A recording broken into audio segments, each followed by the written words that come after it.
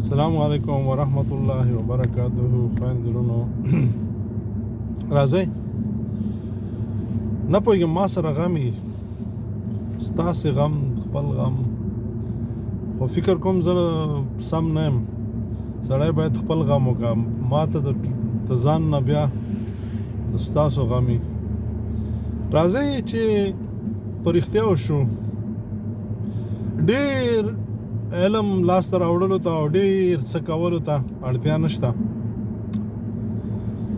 ګوره، اول چې موږ او تاسې مونځ کوو، په مونځ کې څو ځله بسم الله الرحمن الرحیم، الحمد لله رب العالمین، الرحمن الرحیم، مالک یوم الدین، ایاک نعبد و ایاک نستعین، اهدنا الصراط المستقیم. خدای پاک ته څو ځلې ویو چې هدایت درته وکړه، لاره سمه کومه لاره چې تا ته درغلې ده او ستا رضا ته درغلې ده او تا چې راته ښودلې ده هغه لار چې هغه بیا جنتونو ته تللې ده. صراط الذین انعمت علیهم غیر المغضوب، نه هغه لار چې ته په عذاب شوی. بیا دې کې وایي، ګوره تاسو سره مولیانو سره کښېنئ، ترجمې م اورئ چې سمه لار د چا ده، کومه لاره ته وښیه، هغه چې ته ترې خوشحاله یې، هغه چې صادقین دي، صالحین دي، انبیا دي، صحابه کرام دي، تابعین دي، تبع تابعین دي، صلحا دي، صادقین دي، مؤمنین دي او د هغوی ملګري دي. نه هغه لار چې ته په غضب شوی، چې هغه شیاطین دي، هغه کافرین دي، هغه منافقین دي، هغه دوه مخې دي، هغه درواغجن دي، هغه غله دي، هغه خاینین دي او هغه غلامان دي. خدای پاک موږ او تاسې پیدا کړي او هر څه را کړي دي، لیکن موږ غلامان یو. غلام د ټولو نه د خدای دشمن دی، ځکه چې هغه دومره یو جاهل، دومره یو لټ دی چې هغه ځان نه خوځي، ځکه غلام شوی دی. څو کسان دي، خو بیا به رانه خفه هم شي، نه یې وایم، ولې چې ډېر خلک پېژنم. یو دغه نشو والا چې په نشو راځي، دا کامل انسان نه وي، باور به په نه کوي.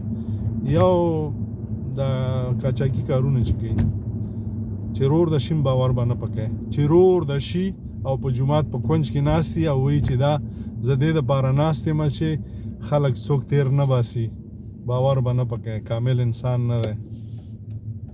او غلام هم چټي نه غلام کېږي، څه کمی لري. عزیزانو، راځئ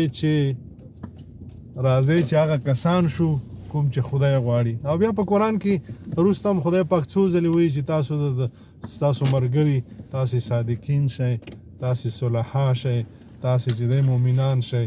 په مسلمانانو کې خو هر لنډغر شته، خو مؤمنان شئ، نو ژوند جوړ دی، کار جوړ دی.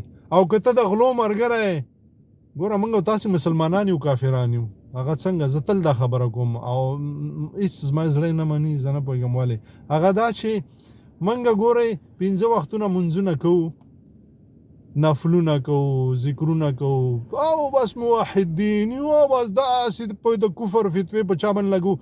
2.5 فتوې په ما باندې لګېدلي چې دی کافر دی، د کافر په کچې ورکه مؤمن او که نه یې در سره او از د خدای په خدای کر سره یې، بیا نو ته څه کافر او د کافر په ملک کې پروت او د کافر په هیواد کې ته څه کې، ولې دلته نه راځي او روزي خدای هلته هم درسي او دلته هم را رسي.